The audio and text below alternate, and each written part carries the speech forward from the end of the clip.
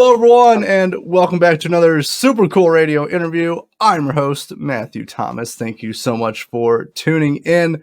I got a great guest joining me at this time. I'm very excited to have him on the podcast. On June 14th, 96 Bitter Beings released a brand new album entitled Return to Hellview. Please welcome, from 96 Bitter Beings, Deron Miller. Woo! How's it going? Doing good. I'm excited to have you on the podcast. Thank you so much for hanging out with me. Thanks for having me. Of course. So, diving into the new 96 Bitter Beings album, Return to Hellview. So, how did you select the songs for this album? Well, we recorded a bunch of them.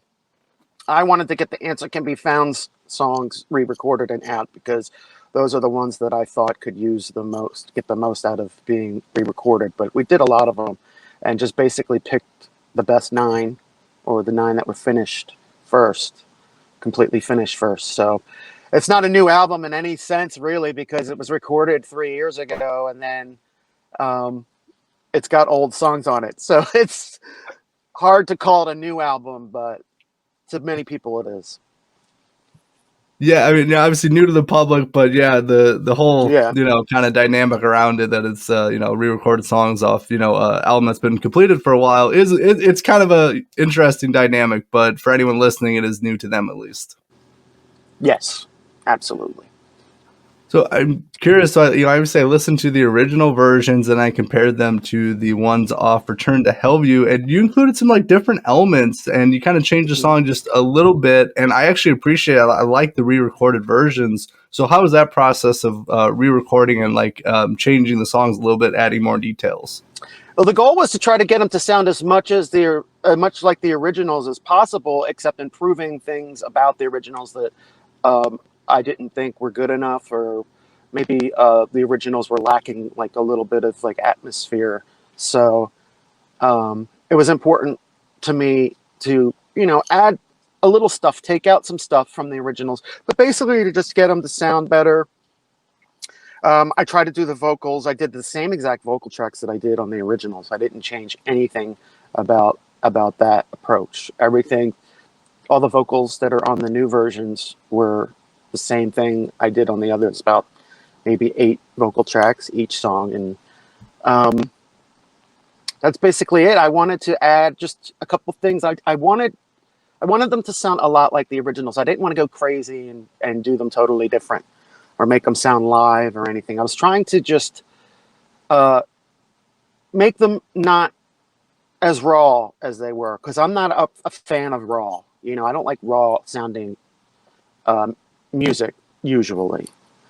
I don't like the sound of a regular guitar kit or I mean a guitar kit. I don't like the sound of an acoustic drum kit. It just makes it sound like band practice to me. So I like to listen to music growing up on disco and stuff like that, where they use a lot of different electronics and keyboards and symphonies. Sometimes you get violins and trumpets and all that stuff. So I like that about production of music.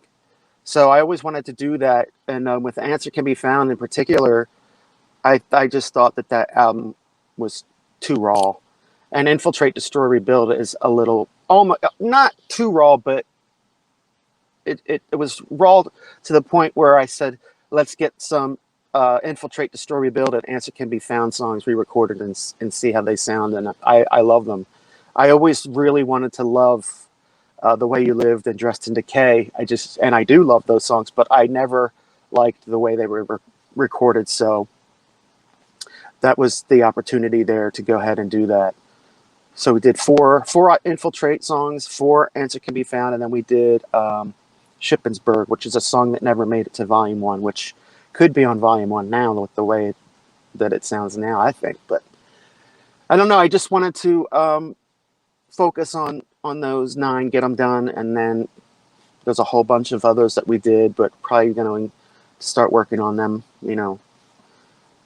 finishing them up later, much later, because we have a 4th record to do called Marcus Hook, and that is going to be a raw album, which is interesting because, as I stated, I hate raw, but the goal is, can I make a raw album that I like? like, can the band get together and write some songs and make a raw record that I like? Because I don't think that I can compete with the last album, Synergy Restored. I think that that's the best album that I've ever worked on in my life. I love that record. I love everything about it. And so the next record's going to be the complete opposite, not an experimentation like, oh, we're going to throw our fans for a loop and, you know, people are going to be like, what the hell is this? It's still going to sound like 96 Bitter Beings and CKY and stuff, but it's going to be like more like Volume 1, our first album was, where it was a little bit not so complex, you know. There's still going to be some good production elements and some atmosphere, but it's going to be more raw, I guess is the word, like, you know, just setting up a drum kit, getting the sounds and leaving them, not messing with the guitars so much, you know, just like a band, you know, and hopefully the music will carry it. Carver City is my favorite CKY album, and that album is just it's the opposite of raw. It's just way out there and out of control. So there's that way of doing things, and then there's, you know, the Answer Can Be Found way of doing things. So I kind of want to do it somewhere in the middle, where Synergy Restored and Campaign, the 96 Bitter Beings albums, those albums are across, I think, between the sound of Carver City and the sound of Infiltrate, Destroy, Rebuild. So I kind of wanted to do that with those two albums, but and then the re-recorded album that just came out, Return to Hellview, that's 3 albums that we have out. Return to Hellview is the last of the original lineup that lasted from 2015 to 2022. Worked with those guys. We did some touring, had some fun. Didn't work out in the end. So we have new band members, and we're looking for a 4th band member. And we're going to start working. I've already done demos for the new record, and there's probably maybe 6 of them, and I really, really like 2 of them. So that's good so far. So we have plenty of time to work and get inspired and motivated, which is important to me because I haven't been inspired and motivated in a while because I've been touring so much and just not always in a writing mood. You know, everybody gets writer's blocks. I've had writer's blocks so many times in my life, and it's so frustrating. But once I get past that, once the other guys start, I mean, Matty J handed in a song that I really, really love. I think he did a great job on it. It's called Eat a Stranger, which it's just a great song. And so we're already compiling for the next record, and it's just interesting to be out promoting and doing interviews for Return to Hellview 3 years after, you know, it's been completed. But we're proud of it. I love it. I'm happy with it. Wouldn't change anything. Sounds good. And yeah, we're going to do part 2, part 3, part 4 as we make original albums as well. We're not going to sit for 4 years and do 4 more of these things. We're going to do them in between records, new music. So it's going to be cool. All right. It sounds like you got a lot of cool stuff going on. I really enjoyed Return to Hellview. I look forward to actually checking out original music as well. The new album, I think I'm very curious to see how it's going to sound. Like you said, it's going to be more raw, but I'm looking forward to checking that out as well. Yeah, I was actually considering like maybe bringing up the idea that we should do it live, but I nixed that idea because I remember doing live. When I was a kid, we used to do we did a demo for my first band, This End Up. I was 16 years old, and we did a demo, and it was done live, and it didn't turn out good. So every time we try to record something live, or I try to record something live, it doesn't work that way. So I don't think we're gonna do that. I think that we're just gonna work on the songs, demo them, and then start the process of getting really good natural drum tones, because the studio that we have a studio here in LA where I did some demos by myself playing drums, and we got this amazing drum sound that was completely natural. And I was like, dude, if we can get the drums on the next record to sound like this, like really big, and there's like a huge room and like We have the guy that we work with, Matt Sheehan. He's kind of like our fourth band member right now. He's our kind of our manager, and he has all this amazing equipment and these amazing microphones that we're going to try to get some really cool drum sounds and go back to miking amps and stuff like that and see what happens. And there's always the option to, if we're not really digging how it's coming out, we can change things and compromise and go back to the usual way we do stuff. But I'm excited to try, like, the challenge. The goal is like, well, I'm always challenging myself. I think every musician tries to challenge themselves, if not just like with getting better at your instrument, but getting better at songwriting and maybe going a little bit outside of your writing comfort zone to create something different that you're not usually used to. So I've done death metal albums and progressive metal albums and rock albums and acoustic albums and stuff like that. So it's not going to be that hard. I just want to be able to listen to a final mix of a fourth album and be like, this is not something that I would usually like, but I love it. I love it. So that's the goal. And the other guys want to do that as well. So it's really cool that we're on the same page with that.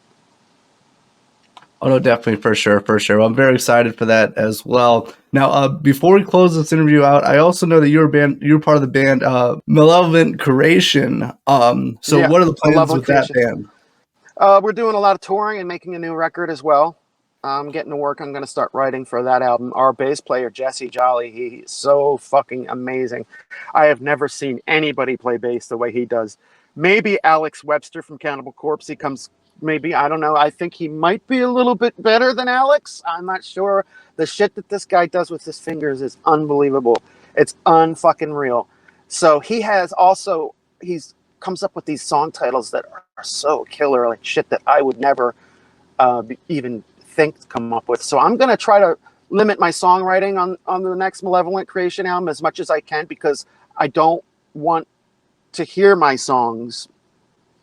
I don't want to hear me writing Malevolent Creation songs as much as I want to be a fan of the new record, because the other guys wrote songs. So it's interesting for me. Like, I'm now in my favorite band that I've always wanted to be in since I was 16.